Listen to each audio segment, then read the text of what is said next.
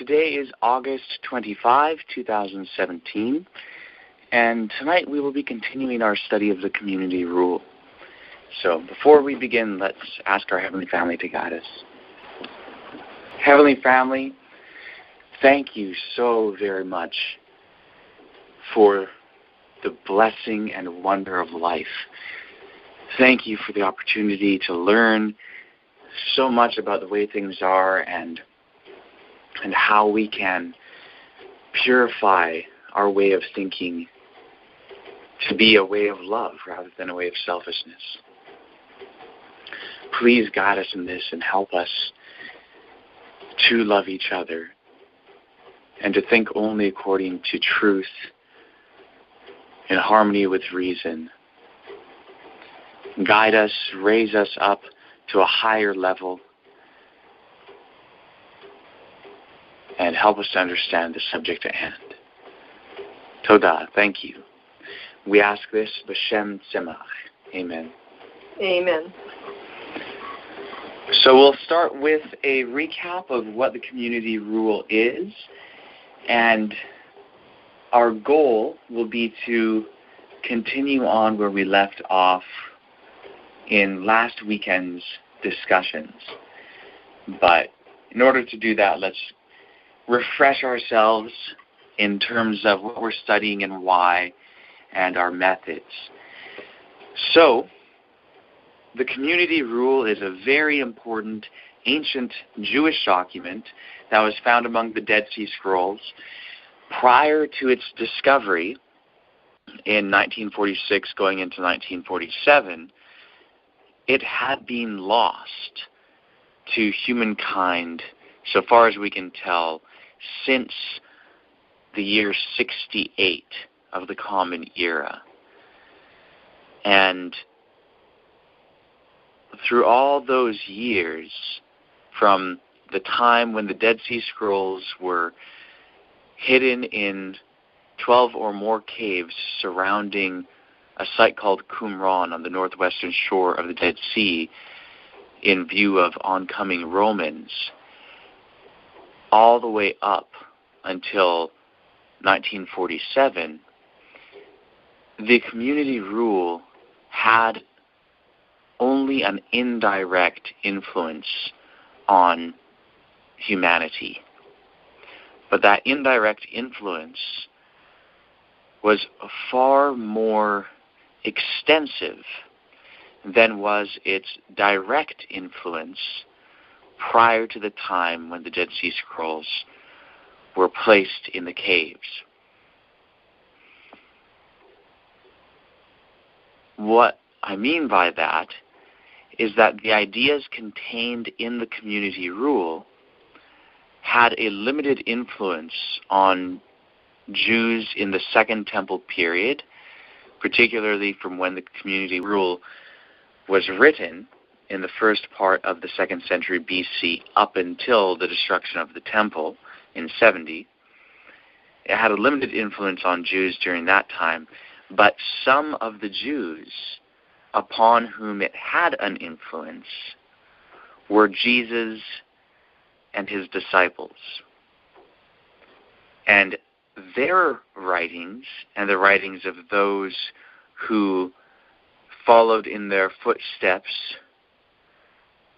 deviating though they may have, those writings were preserved, and or at least some of them, and we have them in the New Testament. We have some of them in collections that we now call the Apostolic Fathers. And among these writings, there is a clear body of evidence that the authors of these writings had been influenced by the community rule, by the community which is represented by the community rule, and by kindred documents to the community rule. Now, in saying this, I've said community rule a lot and emphasized it. This is not to say that the community rule was the huge point of emphasis for the early followers of Jesus or anything like that. It's just that it is the focus of our studies at this present time, so those are the elements that we are mentioning and emphasizing. However, the early followers of Jesus were also influenced by many other writings, including the writing that we considered this most recent new moon, the beginning of the words of wisdom, which is embedded in First Enoch in the section known as similitudes or parables. And of course, we have other writings from the same community represented in the community rule, such as the Thanksgiving hymns, that clearly had an impact on at least some of the early followers of Jesus.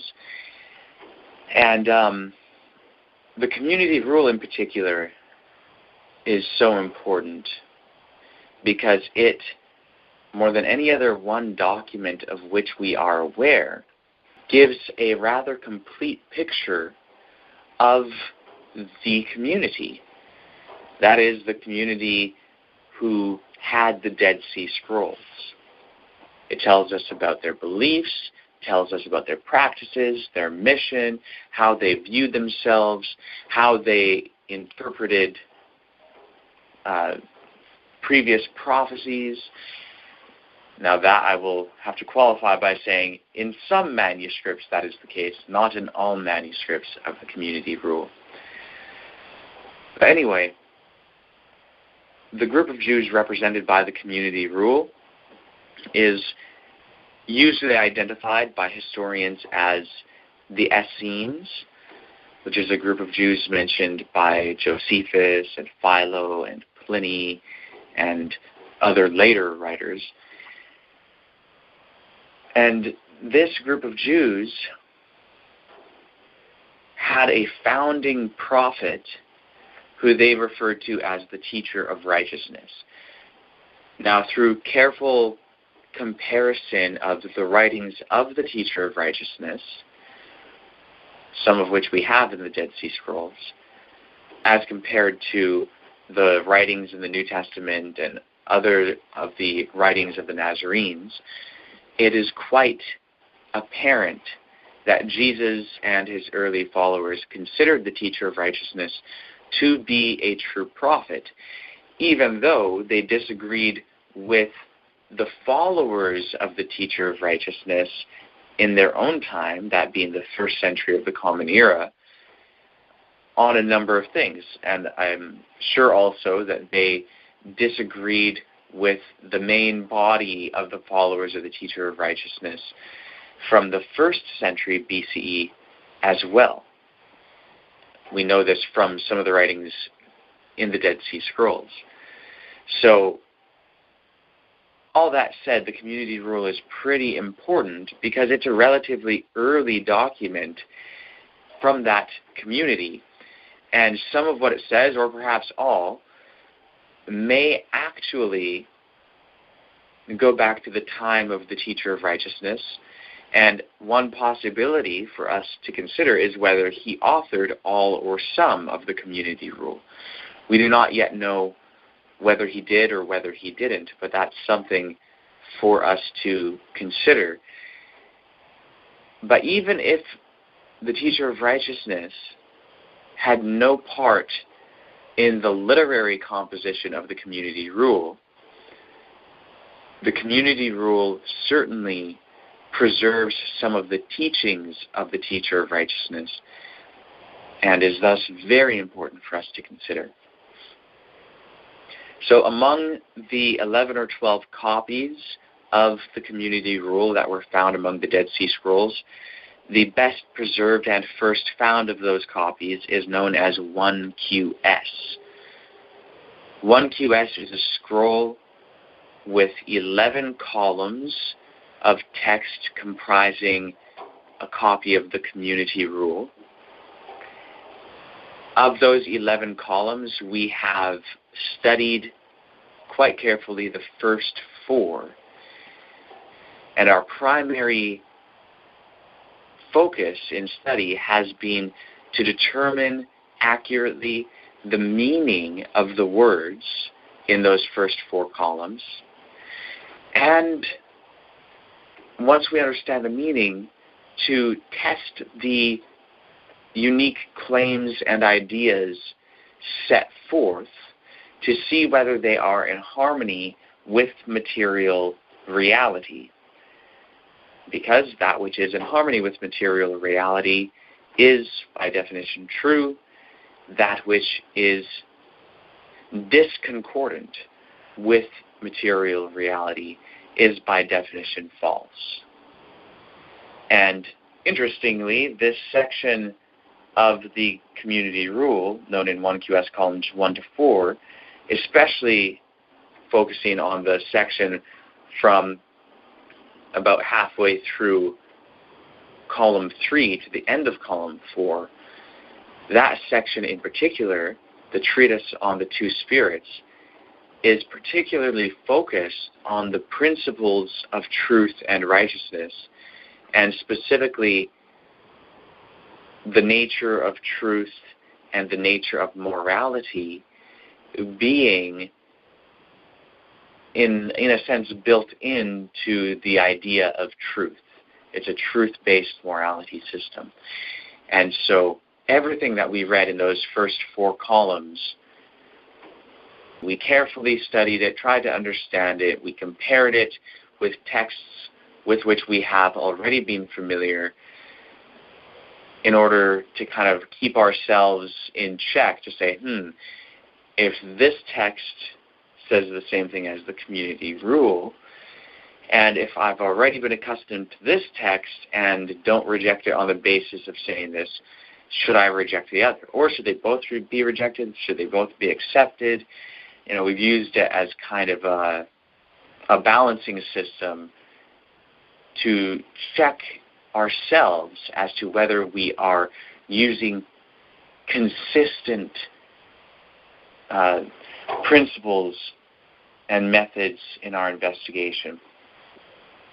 So far, everything in the community rule lines up with truth. But then we got to column 5 of 1QS, and we have taken a turn in the direction of our studies. We are no longer just focused on exegesis, drawing the meaning out of the text and judging it according to reality. We now have had to look at broader issues concerning the identity of the community rule, the composition of the community rule, the textual history of the community rule. And the reason why we are getting into those issues at this time is because, especially once getting to column 5 of 1QS, when we compare that material to the parallel material in other copies of the community rule, there are some rather important and significant textual variants. In other words, some of the other manuscripts which parallel this same content have differences in wording that are more than trivial. So, what we have done is to get an overview of the various methods that we have to have in mind while studying these issues.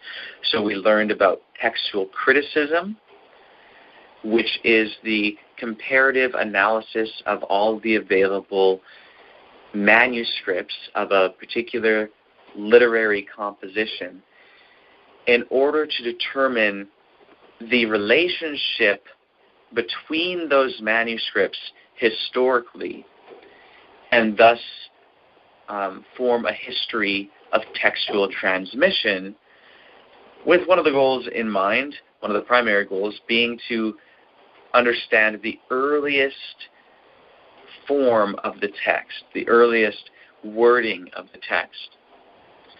And this is important because if wording was changed over time, and if that wording influences the meaning, we may be judging ideas in a text, but those ideas may not be as they were originally expressed by the author. And so we could be judging an idea of a scribe, thinking that we are judging an idea put forth by the author, but if it's just a scribal change, then we would not actually be judging the text itself. We would be judging a corruption of the text. So we want to judge it for what it is, not what someone changed it to be.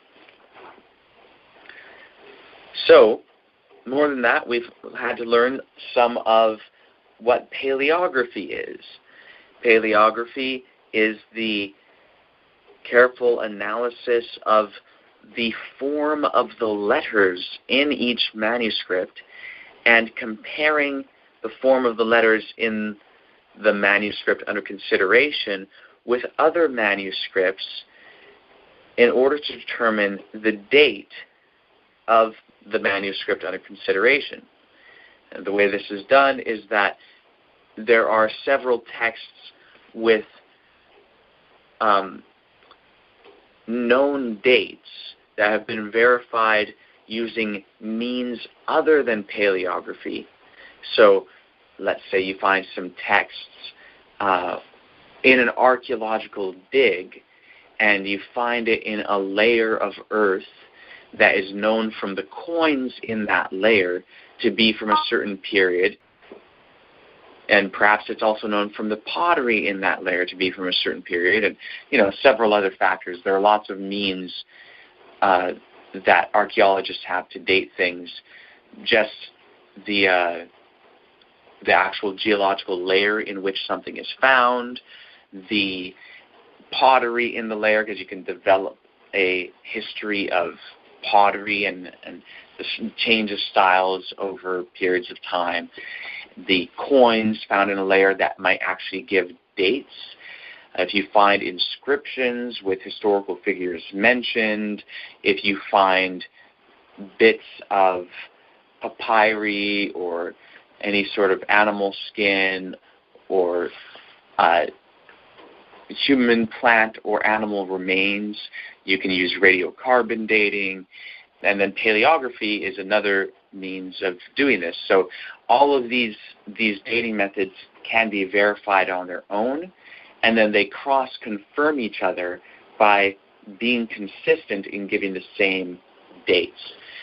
So that's how paleography is originally established. And then once you're able to verify, like, oh, well, this is what writing looked like in this century, and then it looked differently in the following century, and then et cetera, now you have kind of an index to go by, and you can look at a date or look at a text that's written using certain unique forms of letters, and you can say, oh, well, this does not match the way people wrote in the 5th century BCE, but it does match the way people wrote in the 2nd century BCE or the second half of the 2nd century BCE or whatever. And so that is when this is to be dated. So we've looked at that because we have to consider the dates of the various manuscripts which we have. So we've got an overview of all of the manuscripts of the Community Rule, their respective dates, and what we have done now is isolated the 3 fragments from the various manuscripts of the Community Rule which represent the content presently under consideration. So in 1QS, this section is in column 5. And then we have 2 manuscripts from Cave 4 of the Dead Sea Scrolls caves, which also contain this same basic material. We have 4QS manuscript B as in boy, and 4QS manuscript D as in David. Those are the 3 manuscripts, and so it's kind of nice that we just have these 2 under consideration at the present time, in addition to 1QS.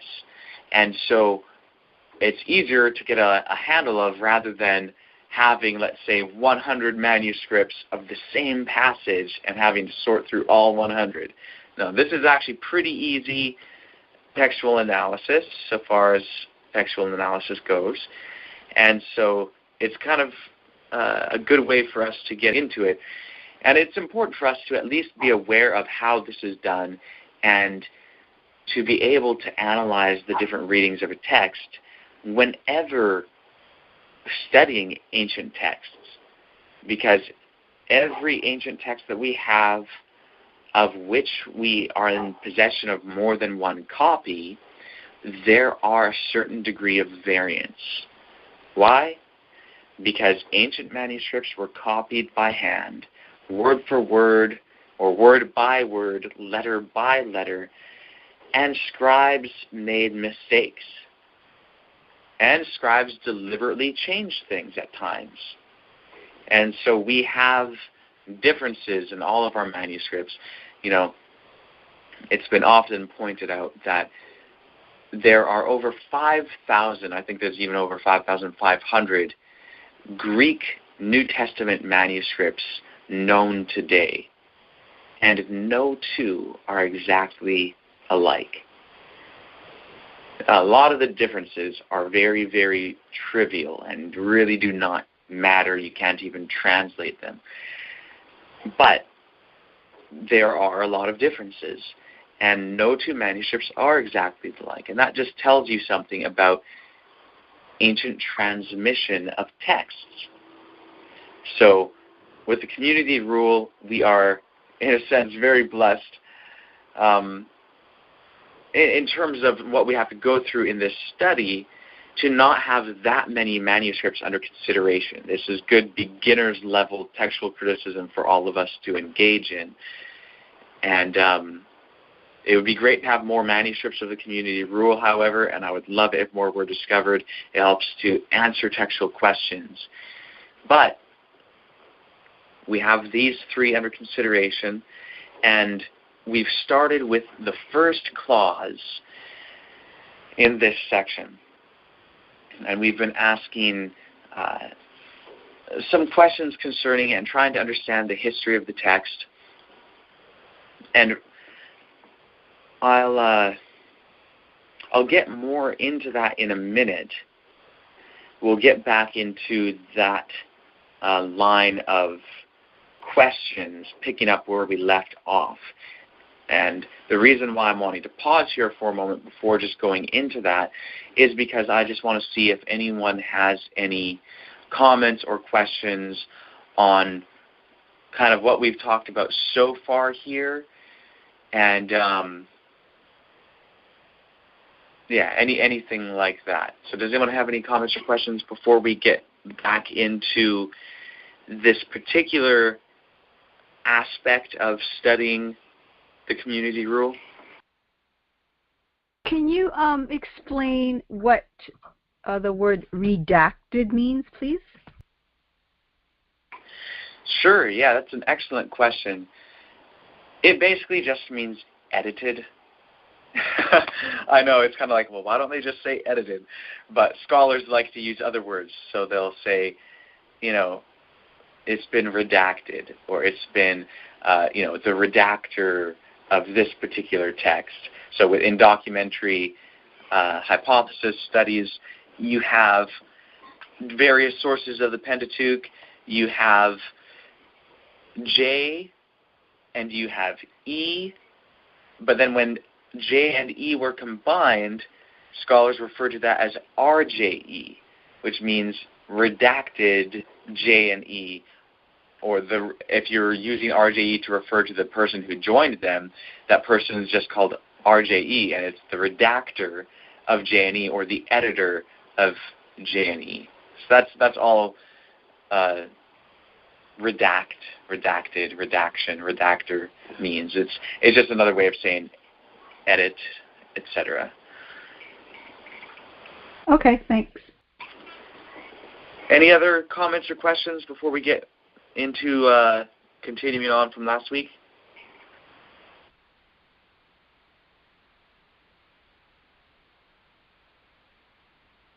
Okay, perhaps not.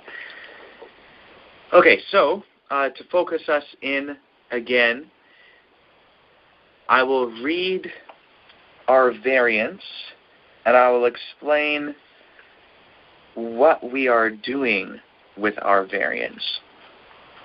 So as I mentioned, we have 3 manuscripts representing this particular portion of the community rule. But among these 3 manuscripts, we only really have 2 different readings for this particular clause. So what we're doing is looking at one clause at a time. And when we look at these clauses, we want to compare all the manuscripts, see whether they all agree with each other. If they do, then it's quite simple.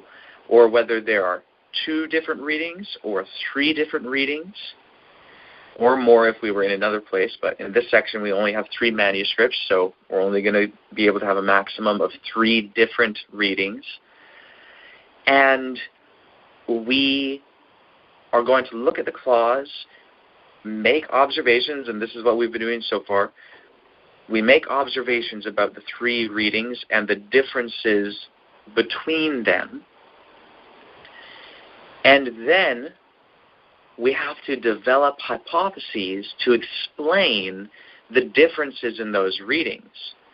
Could one reading have arisen out of the other? Is one more likely to be more original? If it was changed from one manuscript to the other, what possible reasons could there be for that change? And are those coherent reasons or kind of far out reasons?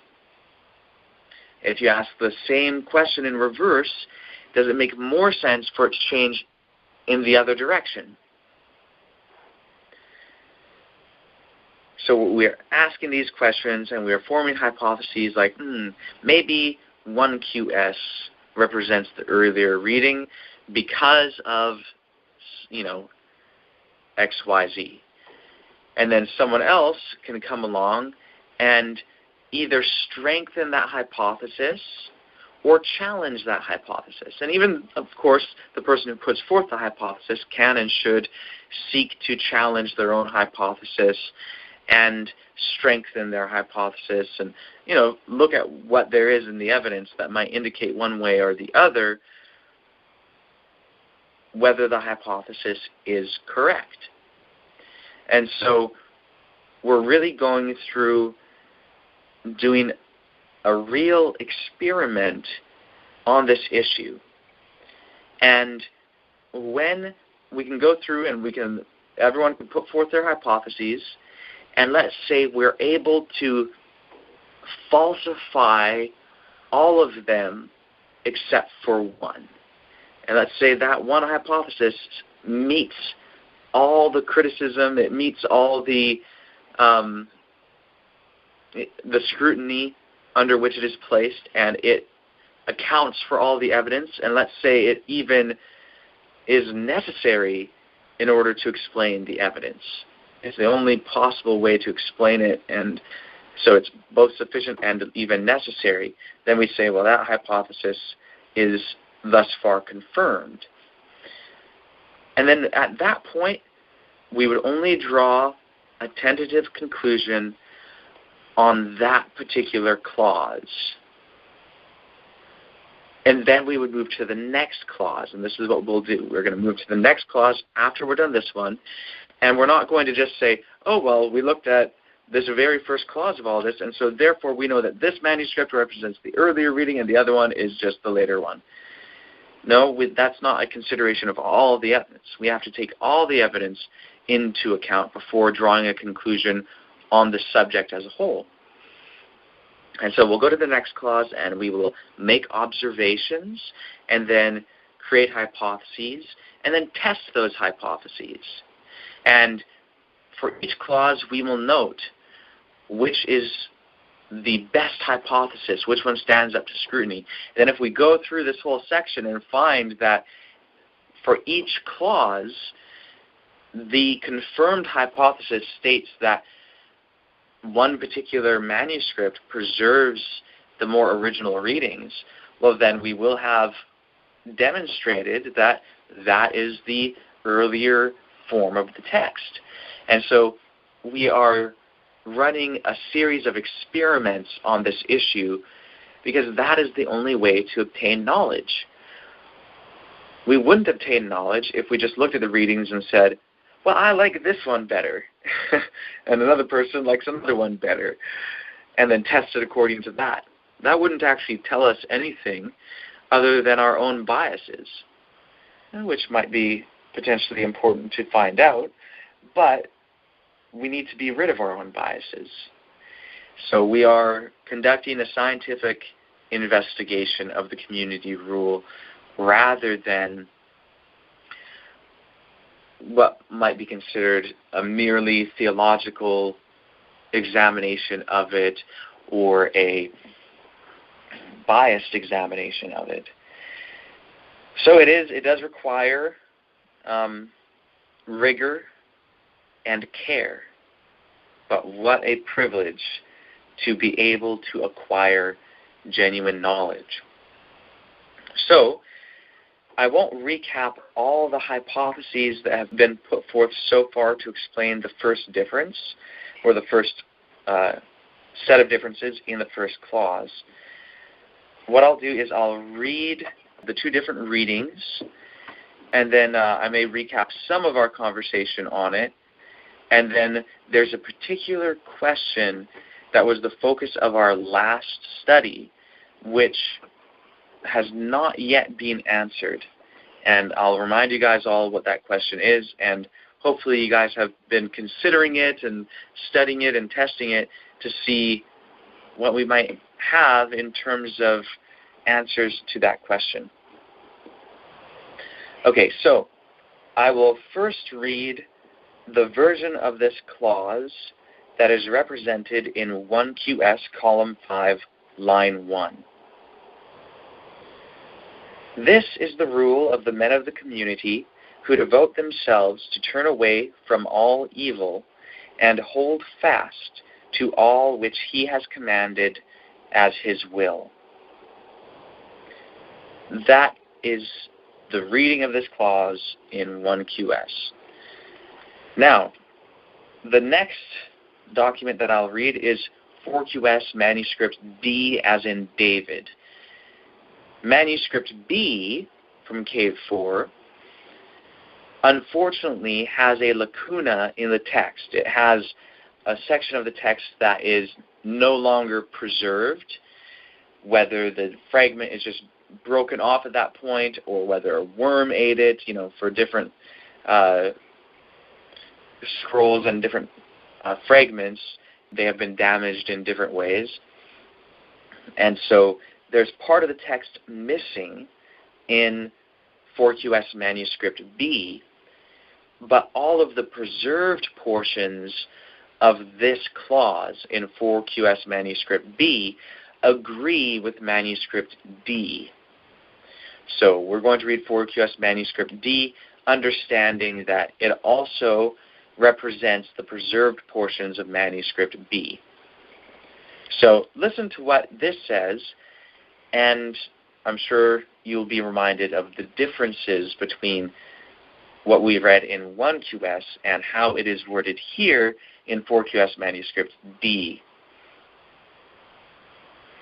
Instructions for the master concerning the men of the law who have dedicated themselves to withdraw from all evil and to hold fast to all which he has commanded. So to keep in mind some of the major differences between these two versions, 4QS manuscript D frames the content of this clause and what follows as being instructions for the master concerning the men of the law. So this is for the master, but it is concerning or about a group of people known here as the men of the law. Conversely, in 1QS, column 5, line 1, this is for the men of the community. It is the rule, not the instruction, like in Cave 4, but it is the rule of the men of the community who devote themselves to turn away from all evil and hold fast to all which he has commanded as his will. So the specified person or people group whom this is for is different in our two versions.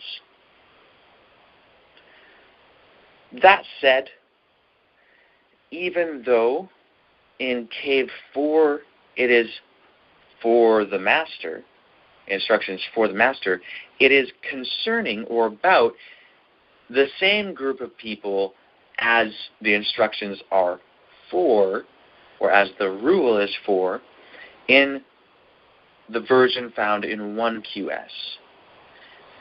In 1QS, this group of people is called the men of the community.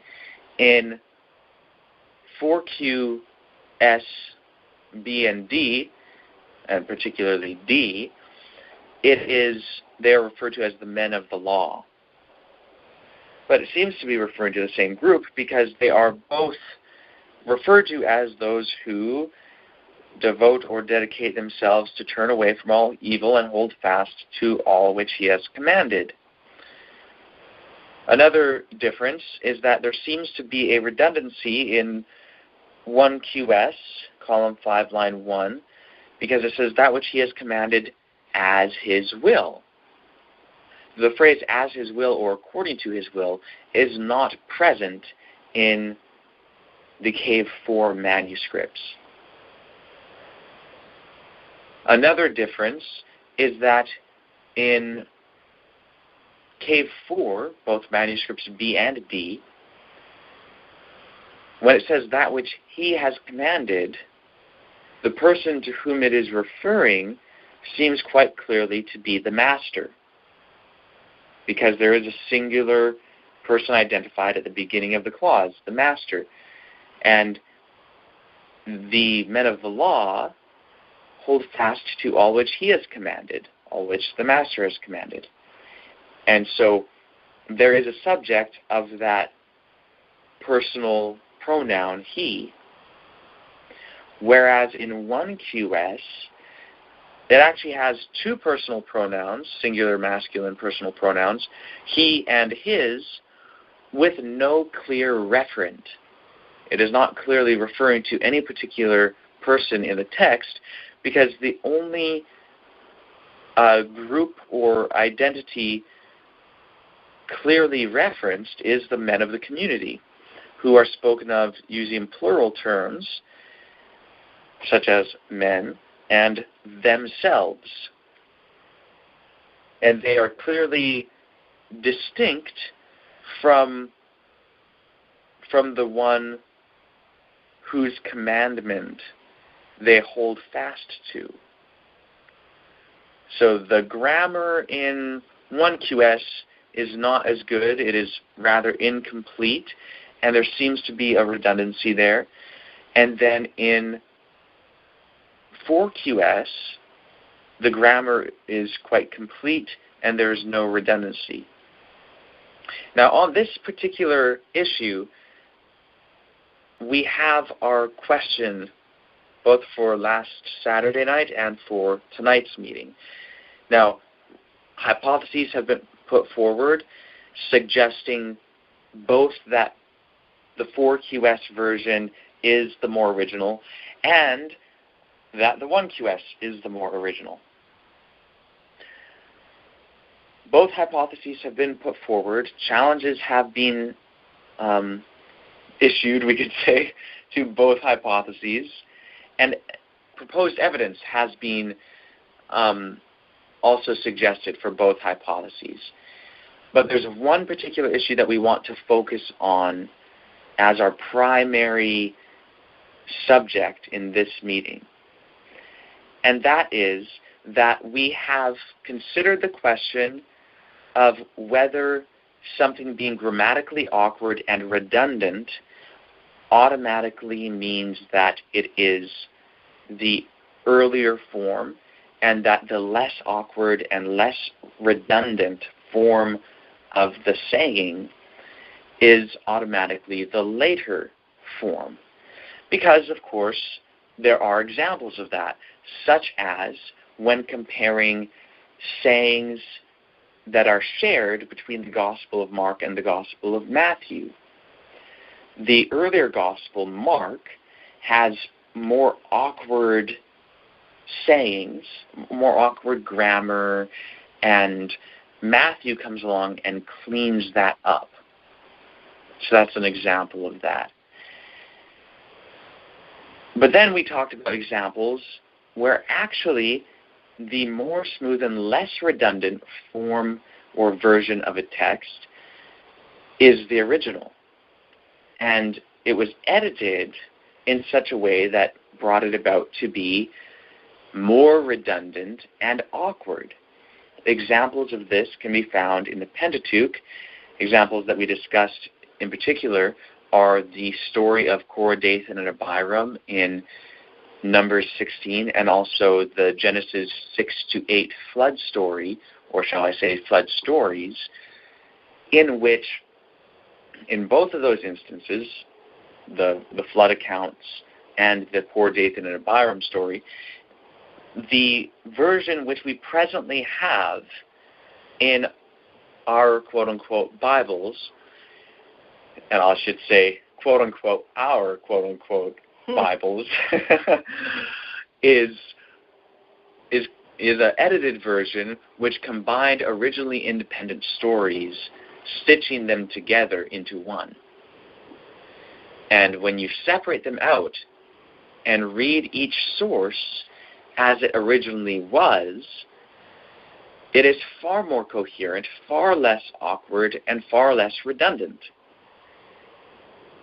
Yet someone combined these texts together in such a way to provide a reading that is more awkward and more redundant. So we have examples of the direction of change going from awkward and redundant to smooth and not redundant. And then we also have examples of the direction of change going from smooth and not redundant to awkward and redundant. And so the question at hand is trying to underline and understand the principle as to how to tell in any given instance which direction the change goes in, or in which direction the change goes. And of course, we want to apply that to this particular instance, but in order to do that, we need to understand the principles at work. And I also have to say, let's keep in mind something that Ellen White discussed in Christian Temperance and Bible Hygiene, page 109, where she describes the importance of having an understanding of the principles involved in the action in order to conduct a genuine experiment. And so we have to understand, generally speaking, how is it that we can tell in any given instance the direction of change, whether from awkward and redundant to smooth and not redundant, or from smooth and not redundant to awkward and redundant. So that's the question. Is there or are there ways to tell which direction the change goes? And if so, what are those ways? So who would like to start out with answering that very important question?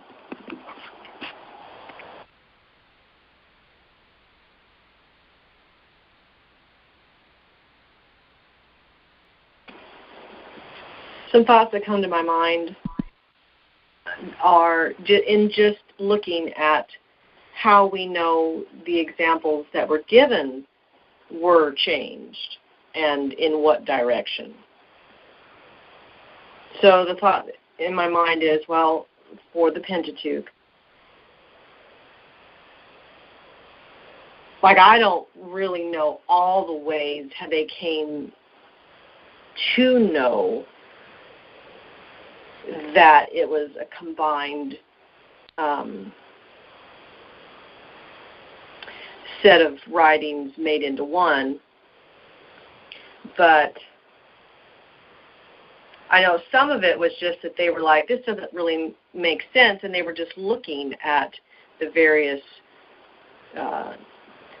uses of, like the word Yahweh, if God was known by Yahweh or if he wasn't, and some of these patterns. So there's these various patterns in the Pentateuch. And then, hey, sectioning it out and testing it. And as far as I know, I'm not remembering them having come across any actual manuscripts of the separate writings before being combined, unless there's one for the priestly. No, there are no manuscripts known even today of like just J, right, or just E, or just P, or just D. So we don't have early enough manuscripts to give us actual manuscripts of just one source over the other for those texts. However, we do have that when it comes to 1 Samuel. We have, basically in the Masoretic text, we have a combined telling of the story of David and Goliath. Right. And in the Septuagint does not preserve the combined account. It preserves only one of the sources. And then if you take all of the aspects of that story that are in the Masoretic text and not in the Septuagint and read them through straight minus the aspects that are in the Septuagint, it's a coherent story on its whole. Mm-hmm. And so you have these two accounts that were clearly originally independent, and we have one of the sources independent of the combined telling. You know, I forgot about having that in 1 Samuel. Yeah. I remember that now, though. That's pretty cool. So, you know, okay, there's an example of, well, there's actually a text that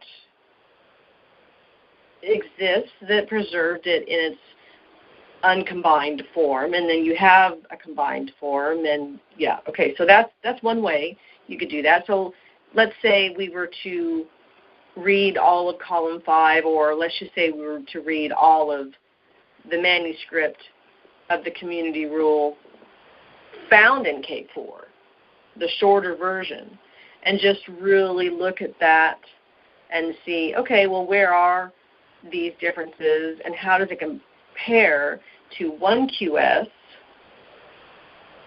and, you know, kind of along those lines. So that's one thought that comes to my mind as to how can we know in any given instance which came first. Well, looking for independent manuscripts that preserve a more original reading minus a combined text. And then as I think of the opposite example, that of Mark being cleaned up by Matthew, and just to be clear, in my first illustration, that would be how we would find out if something was changed from more coherent and better grammar to less coherent and not making as much sense. And I actually want to ask, because I'm not entirely sure if I'm following exactly what you're putting forth as being like the means of finding out, or a means, not saying it's the only one, but searching for independent manuscripts, or searching for something that preserves the version of the text that was more coherent and not redundant, that we actually do find, you know, interspersed into something less coherent that came later. Like, let's say that 4QS, the manuscripts of the community rule found in K4, are the more original. If we found any more manuscripts that we could, you know, show are separate and distinct, and that we find interspersed throughout 1QS, seems like we might be able to find some evidence for 4QS being the more original. Okay, so if you have different manuscripts, let's go with the instance of the story of David and Goliath, because we actually do have other manuscripts, like we do have the Septuagint manuscripts, which preserved a non-combined telling of that story. But just the fact of having that other manuscript and having the Masoretic text, which has a combined story, does not itself tell us which one's earlier. We then have to use some sort of method in our comparison of one with the other to know whether the Septuagint version is earlier or the Masoretic version is earlier. Yeah, I guess I was just assuming because the Septuagint was put together so far earlier, and we know that it was preserving the more original reading, because we know that the Masoretic wasn't even put together until 1000 AD or something like that. Right, but here's a difference. The manuscripts that we have for the Masoretic text come from 1000 AD and so on. Right. But the tradition itself went much earlier. And so, of course, the Masoretic school of scribes themselves didn't come about until hundreds of years after the time of Jesus, but the form of the text which they preserved does go back earlier. So even in the Dead Sea Scrolls, there are some manuscripts that clearly fall into the textual family from which the Masoretic text sprang. So there are documents in the Dead Sea Scrolls which have very close agreement with the Masoretic text. And then there are other documents in the Dead Sea Scrolls that have a very close agreement with the Septuagint, others with Samaritan text types, and others besides as well, but those are kind of the three most well-known ones. But the Septuagint often does preserve earlier readings, but it's not always the earlier readings that are preserved in the Septuagint. But here's the thing, and you may already understand this, but in me pointing this out about how just having those manuscripts doesn't make the difference, I think that there's more that you're getting at besides just having the manuscripts, but we need to concisely draw that out and kind of put it in words. And so here's the thing, in that particular instance with the story of David and Goliath, the reason why it can be known that the Septuagint version is an earlier version is because of the method of comparing them, taking note of the differences, seeing that the version as it appears in the Masoretic text is more awkward and redundant. The one in the Septuagint is less awkward and redundant. You want to say something? Yeah, I want to be able to test my understanding of this before you just say it. Because I am struggling to verbalize it, but the two stories, okay? The one in the Septuagint of the more coherent story of David and Goliath. And then you have the other one in the Masoretic that's combined. Now, if you separate the one from the Masoretic that you find in the Septuagint, you find that you're left with whatever's left in the Masoretic, which also flows, which shows that the Masoretic is a combining of two separate stories, which shows that the one story in the Septuagint had to come first because the Masoretic had to combine two stories. So it had to already exist. Right.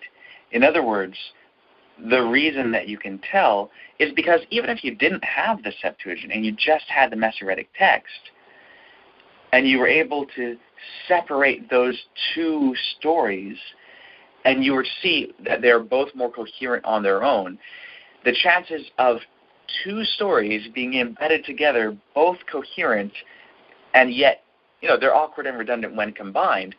When they're separated, they're coherent, and that is basically saying that there are two discernible sources, and then what the Septuagint manuscripts show is that hypothesis is definitely correct, because you actually have copies where you have one source without the other one. So it's because there are two discernible sources in this instance that you can tell that the direction of change goes from smooth, not redundant, to kind of awkward and redundant. So for this instance, it's because the form of the text under consideration in the Masoretic text is actually, there are two discernible sources within that it's a combined account. Now, if for this particular instance, in this clause in 1QS, if we are not dealing with two originally independent things that have been woven and stitched together, then that kind of criteria or that particular way of telling won't work in this instance. However, it is a very important aspect, because this sort of thing, there is a lot of weaving and stitching that goes on. And we shouldn't automatically cancel that out as being a possibility within the community rule, although I'm not aware of any evidence in favor of that idea.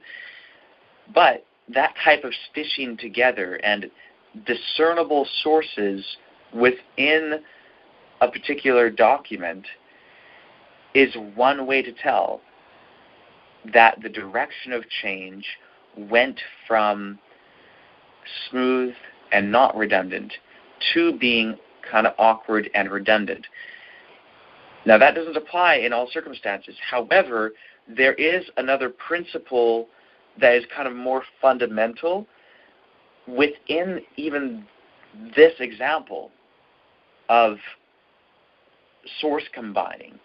There's a principle at work that's more fundamental than combining the sources itself, that applies more broadly to the issue.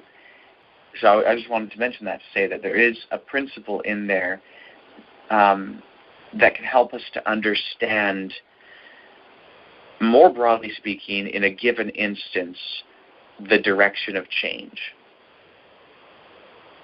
So maybe someone here has already thought of that.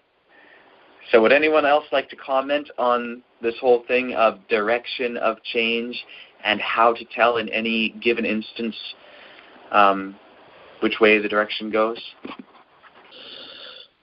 If you compare the two together and you just look for similarities, in 1QS it's talking about the men of the community, and then in 4QS it's saying the men of the law. So if we look at other documents where we know the timing of them, if they're using men of the law or men of the community, then we may be able to have a fairly decent, not a positive, but a fairly decent idea of which one may have come first, especially if the men of community is used in one instance in another document and men of the law is used in a completely separate document. Okay, so that is one way to tell which one may be the earlier reading. However, it's not directly on the aspect of awkwardness and redundancy, and how in any given instance where we have awkwardness and redundancy, can we tell which version came first, the awkward, redundant one, or the smooth, less redundant one. So I do want to try and focus on that aspect first. However, I will say that one way to tell, in an instance where you have two readings, one of which is awkward and redundant and the other is not, if there are other factors by which you can tell the direction of change independent of awkwardness and redundancy, then in that particular instance, you may be able to find out the direction of change from more awkward and redundant to smooth and less redundant. But that would be using methods aside from analyzing the awkwardness and redundancy. What we're trying to find out for this specific aspect is, maybe I'll word it in a different way. Is there anything about the awkwardness and redundancy in one instance and the smoothness and lack of redundancy in another instance that could tell you which one came first? Are there different ways in which something could be awkward and redundant and something be smooth and not redundant that could tell you the direction of change? I just thought of something here. Okay, in 1QS, where it does not say instructions for the master, and it goes straight into saying this, the rule of the men of the community who devote themselves to turn away, blah, blah, blah, and then to all which he has commanded as his will, is the redundancy that we're looking at there, right?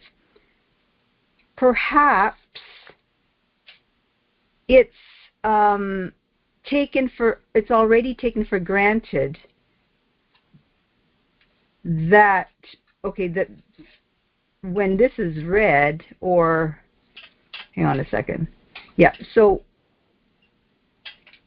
we're saying that there's no clear reference for the pronoun he and the possessive his, right?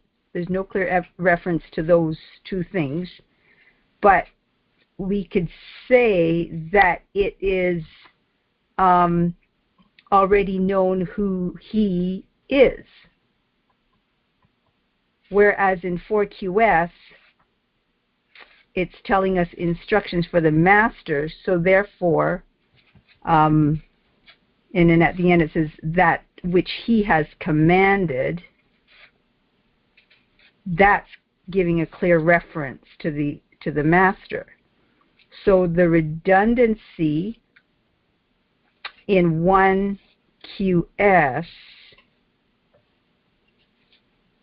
could be that it was the original, seeing that later writers will tend to leave off and smoothen out redundancy because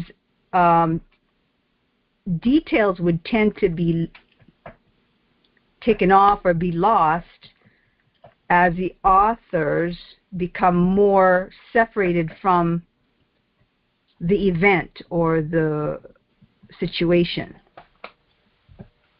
Okay, so that is basically restating the hypothesis of the direction of change due to someone smoothing out the redundancy, but it doesn't address how we can tell the direction. I mean, sure, that's an explanation that could be given as to, oh, well, perhaps someone changed it in this direction because they're smoothing it out and so on and so forth, but that doesn't explain how we can tell whether that is the case or not in this instance or in any particular instance. And so really, again, the focus is what can we use? Are there any aspects about the way in which something might be redundant or the way in which something might be awkward in comparison to the other version of the phrase or clause in which it may be smooth in a particular way or not redundant in a particular way. Is there anything about the ways in which the versions can be awkward, redundant, smooth, not redundant, that can give us some sort of indication as to which direction the change goes? We know that it's possible for someone to smooth a text out, and we know that it's possible for someone to make it more awkward. But how can we tell the difference between one instance and another?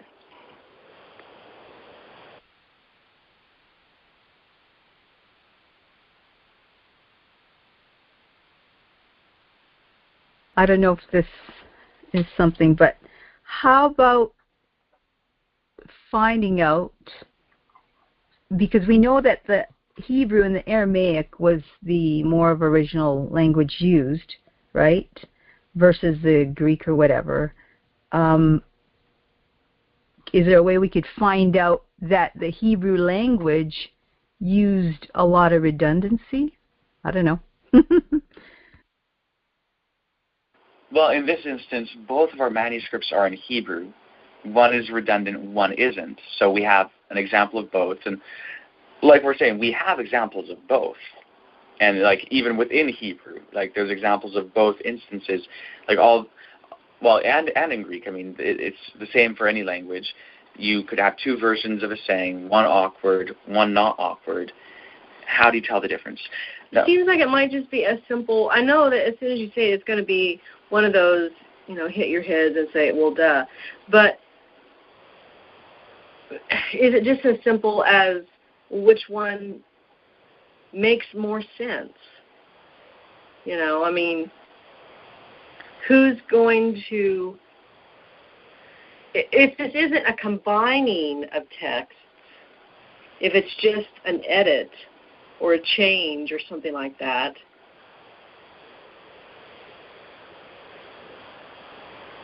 it just doesn't seem to make sense that anybody would make it redundant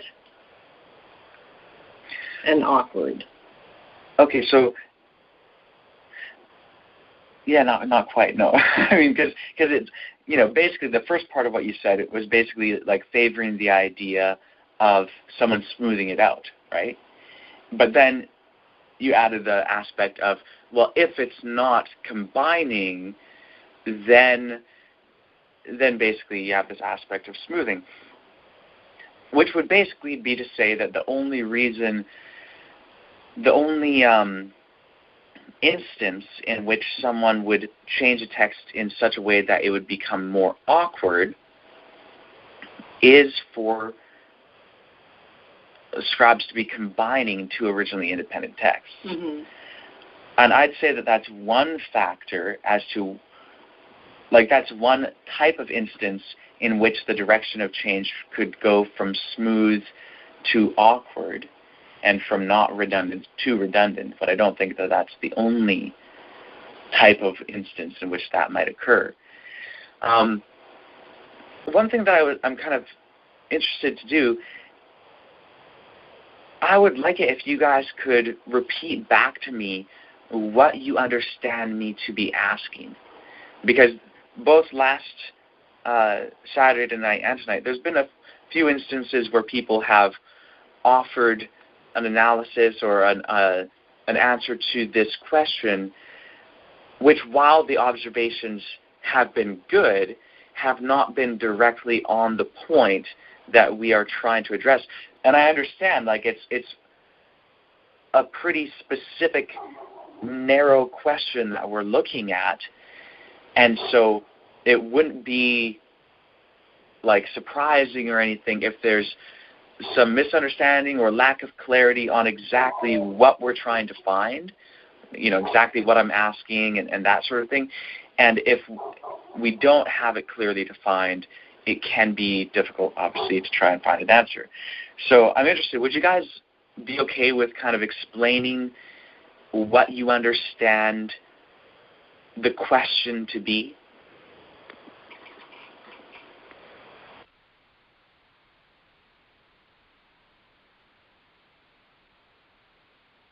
Okay, well, I could read my notes.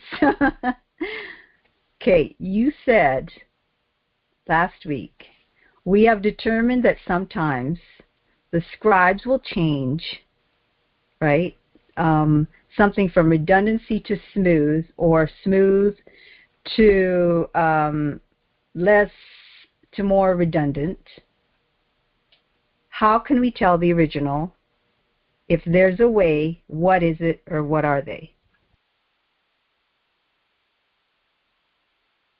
Okay, now explain that to me more fully in your own words.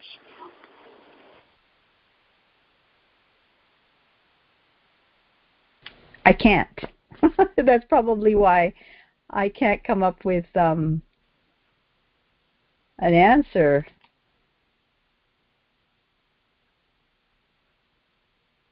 Okay, so that's something that we have to, and the reason why I asked you to explain it more fully in your own words is just because you have the note, but the note doesn't tell me how exactly you understand even what you wrote as the note. And so I think it's important for people to express things and try to spell it out as fully as they can using their own words, because that gives others the opportunity to see, like, okay, and for me, since I obviously know the question that I'm asking, I can tell, okay, from what you're saying, can I discern whether you really understand what I'm asking or not? Okay, so if anyone else would like to take a shot at it. Well, it seems to me like you're just asking what is a method or methods that can be used to determine whether it was changed from smooth to awkward or awkward to smooth.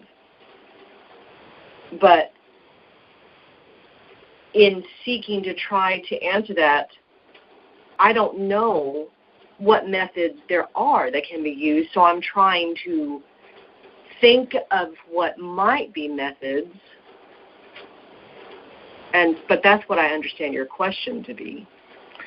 Right. Now, and I do believe you are accurately understanding the question.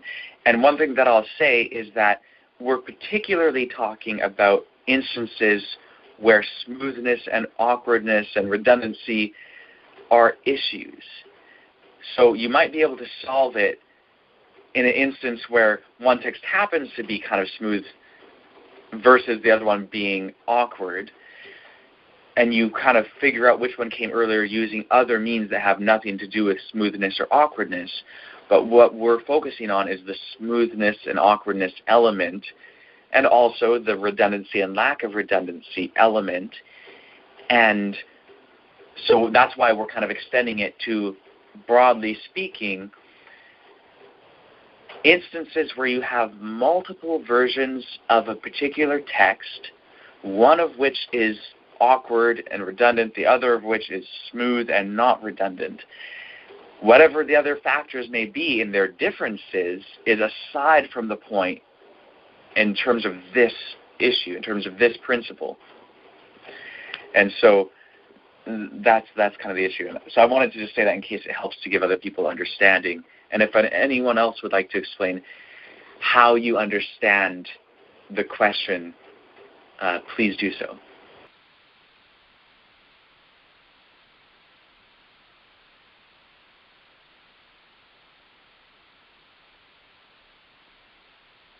Okay, let me ask this. Does anyone feel like you do not understand the question?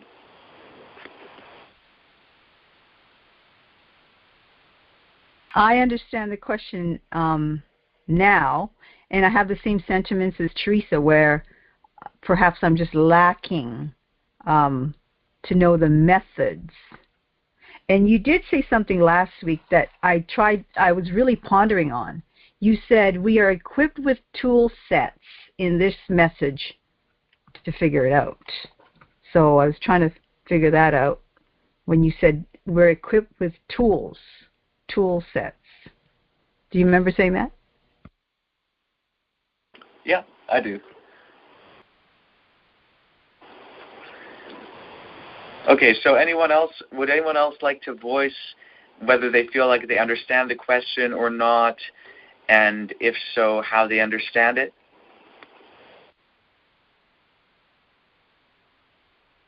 Can you understand me all right on this phone? They still haven't worked my problem out on the phone. We can make it out. Yeah. It's rough, but we make you out. Okay. Don't talk too loud. Okay. Yeah, I have to admit I probably don't understand it totally, but I think I'm hung up on something, and so if I need to just let it go, I just need to be told so. But it just kept crossing my mind last week, and I didn't have the right opportunity to jump in there and say anything. But how do we know that one scribe 100 years before the next? I mean, which one of those scribes is the better scribe? Which one would be the better educated scribe? So if one is writing something that sounds better, he may just be the better educated scribe, possibly. And yet the one that came later might have not got quite as good a grades in scribe school. And so maybe he's actually making it less understandable and less clear because he got a C instead of an A. I don't know. And I think that was causing me to not understand how we could figure it out in the first place. So I'm just at a loss as how to figure it out, and I just wanted to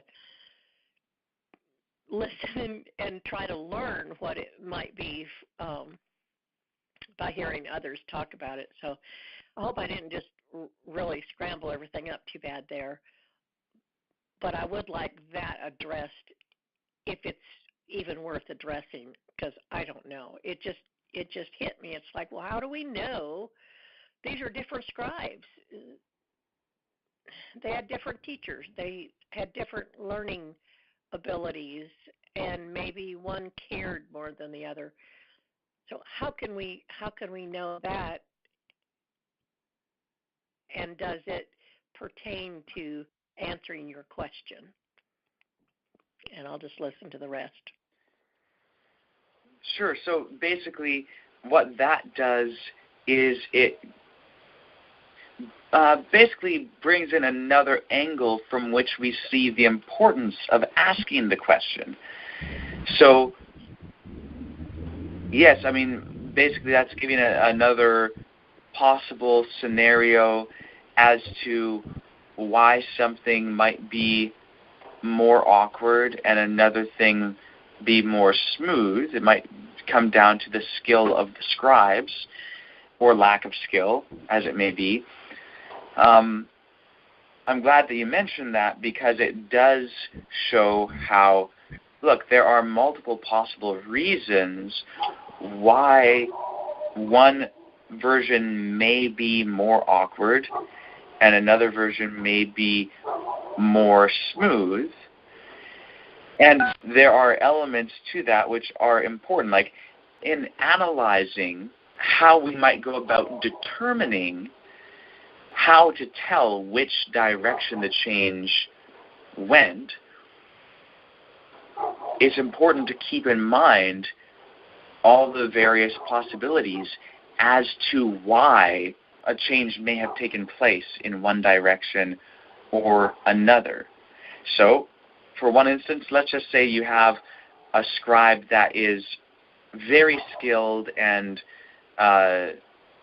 is copying a text. And then later you have a scribe who's, very amateurish and is copying a text. How might the text differ from one to the other? And what characteristics might be visible in the text copied by the amateur scribe as compared to the other one? And then take another instance. Take an instance where a text is a combination of multiple originally independent texts, and then a case where you have just one version of those texts. Okay, well, compare that and see, well, what characteristics might be present in the changed version, in the combined version, versus the version which is not combined. What would be the characteristic differences? How about when you have a text where the original one is awkward and someone is simply coming and smoothing it out? What would be characteristic in the awkward one and characteristic in the smoothed out one? And when you think about all the characteristics of the earlier versus later text and all the hypothetical scenarios, you might be able to tell differences between what might be characteristic in one instance versus what might be characteristic in another. Anyway, our phone is about to cut out here, so we're going to have to hang up and then call back in, and we'll bring this to an end pretty soon here, but be right back. Okay, we are now back. Thank you guys once again for your patience. So in kind of summarizing kind of my reply to what you said there, Mom, it's important to keep in mind all the various possibilities as to why one text may be different from another, why one may be more awkward than another version of that same text, and keeping in mind all the various possibilities as to how it might have changed from one form to another, in which it either becomes more awkward and redundant or less awkward and redundant, can be helpful in understanding the methods which must be used in order to tell the direction of change in a given instance. So, yeah, what you said doesn't, give an answer to the question. I know you weren't putting it forward as an answer, but it's an example of why things might go from either more awkward to less awkward or from less awkward to more awkward. And, again, it's important to keep all those different possibilities in mind and how the characteristics of one various changed version might be different from something if it was changed in a different way for a different reason. So we want to be able to identify what are the characteristics present in this awkward text versus the characteristics present in this smooth version of this same text, and are those characteristics typical of a certain instance or a certain hypothetical instance of change. So hopefully that made sense to everyone. That's not me telling exactly what those methods are, but it's me giving you the sort of thing that will be able to help us to identify which direction the change went. So that's a way for me to tell you the answer is something like this, or the answers, the potential answers. I'm not saying that I have a certain fixed answer in my mind of this is what it is, and I'm just waiting for someone to say the thing that I have in mind. There's multiple correct things that could be said, but what I said hopefully can give you guys the sort of thing that is a way to tell the direction of change. So does anyone have any last comments or questions on this issue before we wrap it up for the night?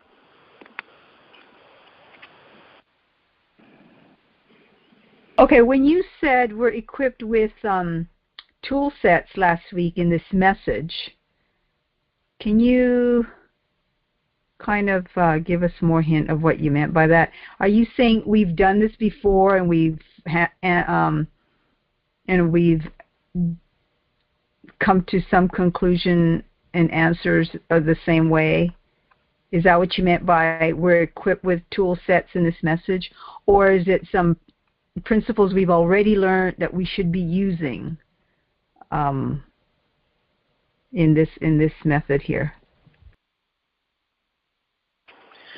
Right. So what I was referring to by saying that the tool set that we have and the tools in our tool set are more refined and better suited for the job is that we have been given principles and understandings of how to go about finding truth that are so vital. So like our Heavenly Family has corrected so much immaterialism and so much faulty ways of thinking through this message that those faulty ways of thinking, let's say, are the gook on our implement that make it less fine and less able to do the job. And so they're like taking it off and they're shaving off any uneven element of our blade, as it were, and refining the principles which they have given to us. And like I said, it's not necessarily that we are so practiced in using our tool set. In other words, perhaps you have not yet, and when I say you, I just mean generally to everyone here, to whomever it may apply among us, perhaps you have not practiced using a certain principle in your thinking. Perhaps there's a principle that this message has advocated, in which you have heard and you're aware of, but you haven't really incorporated it into your thinking yet. And if that's the case, it's a tool that you have available to you, and perhaps you just haven't really used it much yet. But these tools that we have, the principles that our Heavenly Family has given to us, they have certainly refined them. And these principles, the reason why I said that our tool set and the tools in our tool set are more refined and better suited is not to say that others do not have some of the same tools that we have, because there are others that have the same tools that we have. So like an example of this, Anna, you mentioned last week about kind of an introduction to textual criticism. And you mentioned some criteria that were listed in this intro as to how to determine an earlier reading. And you asked me what I think of those criteria. And I mentioned some of the problems with the criteria. And the thing is, using those criteria is kind of like a blunt tool. And it's not that well suited to accomplish the task of actually finding the truth of what's the earlier reading. But the principles that I mentioned and the problems that I mentioned in regard to those criteria and the factors that were not taken into account were all based on the principles that our Heavenly Family has given us in this message. And so anyone here who has been taking in those principles could potentially analyze those criteria and say, well, actually, that doesn't take this into account, and that doesn't take this into account. And you could end up with a set of criteria, or in fact realizing that using criteria is not actually the best approach. But you could look at it more in terms of reality more easily because of the principles, and you can refine the understanding set forth, to go with our example, in this introduction to textual criticism. And you could say, oh, well, that actually doesn't make sense because of A, B, C. And so what I said in response to that was, like, I was offering a more refined set of principles with which to analyze textual differences than was given in that section of that introduction to textual criticism.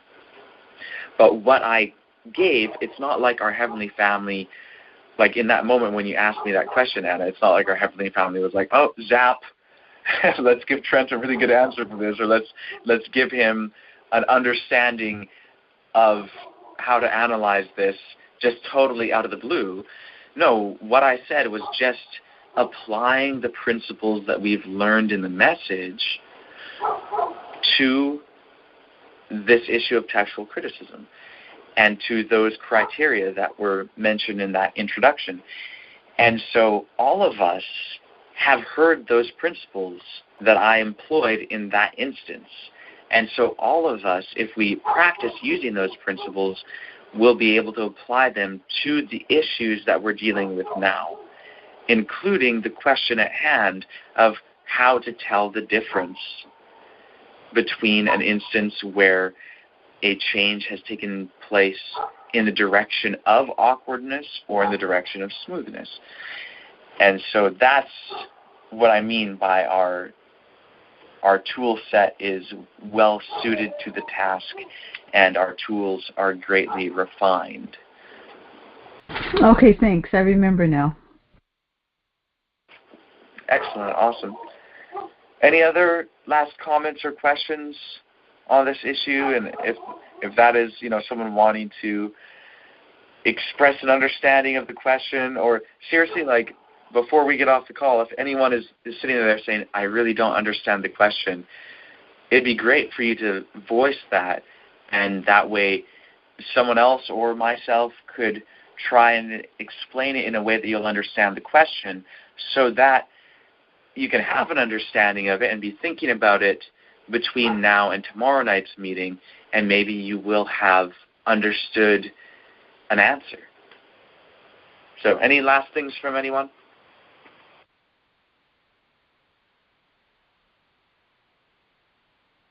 I think I understand the question. We're trying to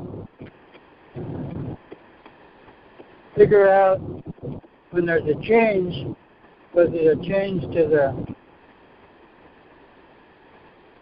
maybe I don't understand, was it a change to a more to the original or away from the original?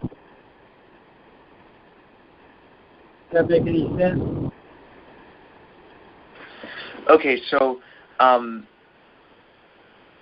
don't know from what you said whether you understand it or not, but so I'll kind of rephrase it. So there's two things. One thing is, let's say we have two manuscripts of the same document, and we're looking at one particular passage in it, and one place it's awkward, and like the grammar is kind of off, and there's something that repeats unnecessarily. And then in the other version, it's all nice and grammatically flowing, and there's not really a grammatical problem, and there's nothing that's an unnecessary repetition or anything like that. So one question is, when we get there, we have the question, well, which one is the original? Now, that's a question to be asked, but the question that we're asking is actually another layer to that. It's actually asking, what methods can we use to answer that question? So let's say we have question one. Question one is, which is the original out of this awkward saying or this smooth saying? This awkward version or this smooth version? So that's question one. Question two is, how can we answer question one? What methods can we use to answer question one? And question two, that's the question that we're asking right now. We want to know, what methods can we use to answer the question, which reading came first, in an instance where we have two versions of a particular reading, one of which is more awkward and redundant, and the other of which is more smooth and not redundant. Okay, I had another question too. Do we know the authors of either one of them and compare their other writings with it? Okay, well, in this instance, since we're dealing with the same writing, it won't really be an issue of separate authors. It might be separate scribes, separate copyists, one person made a copy and another person made a copy. So actually, that may or may not be telling in terms of how to answer the question. But so you kind of take what you're saying and apply it in terms of copying. We'd have to say, do we know whether a certain scribe copied other things, and then another scribe copied other things? And actually, I'm not sure if this is what exactly you were getting at, Leroy, but if it is actually one possibility, like it is an answer to the question, actually. And that would be, if you have two differences, like if you have two versions of a text, one is awkward and redundant, and another one is smooth and not redundant, and you are able to identify more texts copied by both scribes respectively. So let's say you have scribe number 1, and he made this copy of something that is awkward and redundant. And then scribe number 2, his version of it is actually very smooth and not redundant. And then if you have a whole bunch of other copies of different manuscripts that are by scribe 1, and you're able to tell in those other copies that he has a tendency to make things more awkward, and then with the other scribe, he has a tendency to leave things as they are and not make lots of changes, then you can tell, well, in that instance, this, the smoother one would be the original one, the awkward one would be the later one. So if that's kind of what you were getting at, then that is actually an example of how you might be able to tell.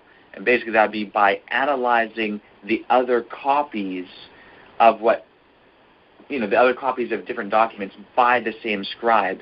If you have copies done by both scribes of things, and analyzing the scribal tendencies of each scribe, that might actually tell you in an instance which is the original one. Well, that's sort of what I was saying, but I was just using authors, scribe, same scribe with work too, what was his tendency to way of doing things, making them more redundant or making them smoother.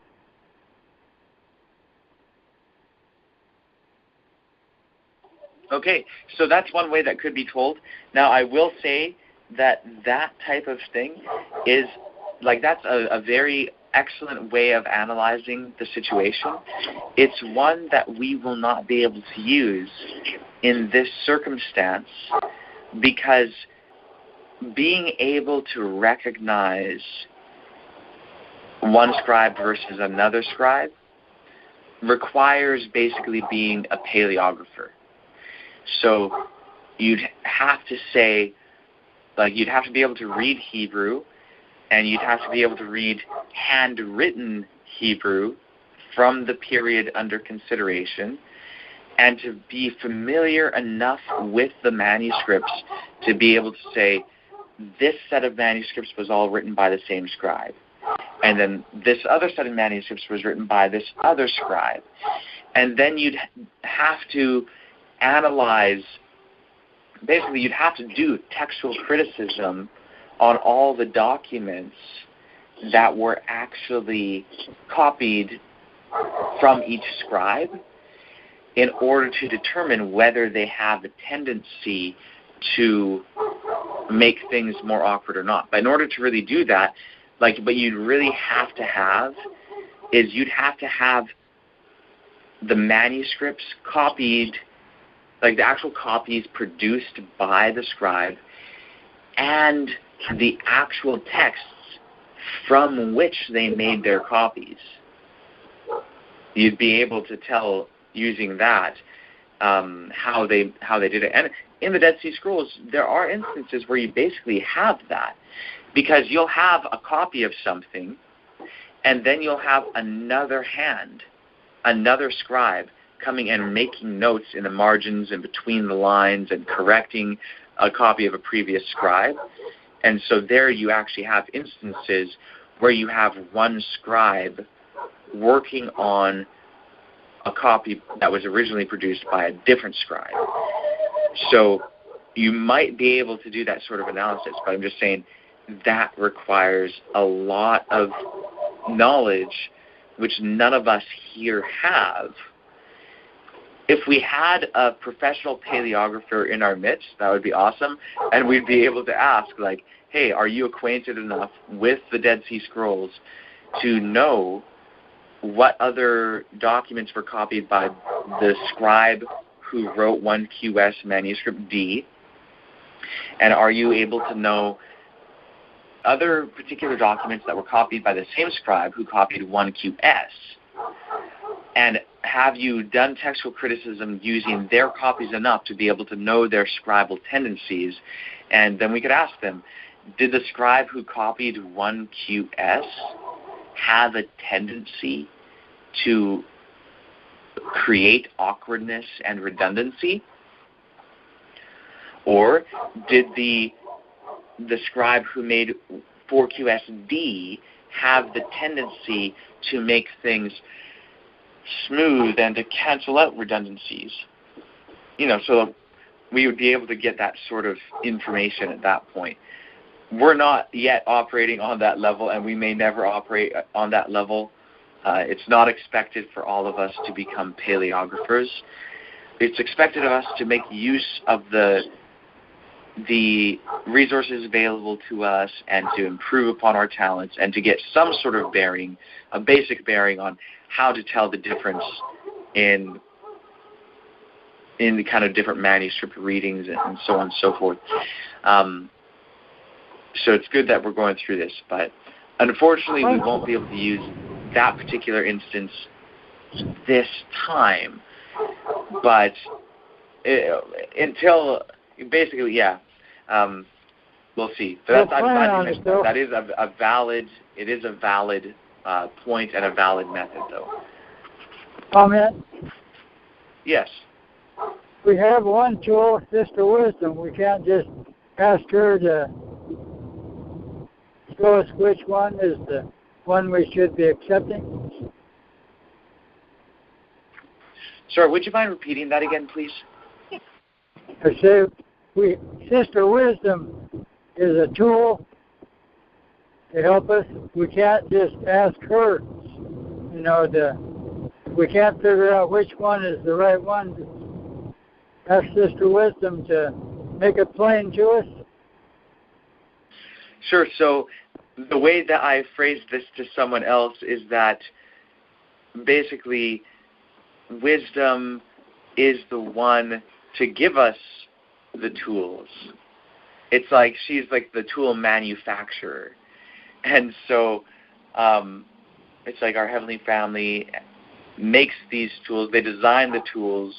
Wisdom is the one who makes them, and then she gives them to a messenger, and the messenger is the delivery man to give the tools and to instruct people on how to use the tools.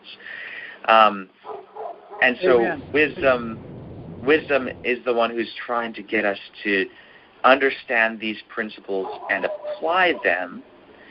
And so that's the way in which she's kind of she's playing her role in this. But she wants us to come up to her level to use our mind. Right, exactly. She wants us to absolutely use our minds. So I would be absolutely shocked if, for example, she just decided to say, all right, guys, come on. I was there. I know which one came first. It's 4QS manuscript D or whatever, 1QS, and just kind of like tell us the answer. Because here's the thing. The ability to find the answer is more important than just knowing the answer. Right. And that's what our Heavenly Family wants to give to us, and that's the tool set. And so now, what they're doing now, they've been giving us this tool set all along through the message, And now they're saying, all right, guys, it's time to learn to use it. Put your talents to use, in other words. And the talents are the principles that we've been given. So that's what we're doing. Awesome. And I hope it is awesome, isn't it? Yeah. Yeah. So anyway, I know we should wrap it up here. If no one else has any last comments or questions on this issue, would someone like to thank our Heavenly Family? I will, if it's all right. Dear Heavenly Family, Yes. we thank you that you want us to come up to your level. We're made in your image and likeness, male and female, and you want us to be able to relate to you for eternity. Please help us to be good students of your tools and to learn how to use them wisely and be a blessing to our fellow citizens on planet Earth. We give you our hearts to that end. In Jesus' new name, amen. Amen. Amen. Amen. All right. Love you all. Lala Tov. Lala Tov.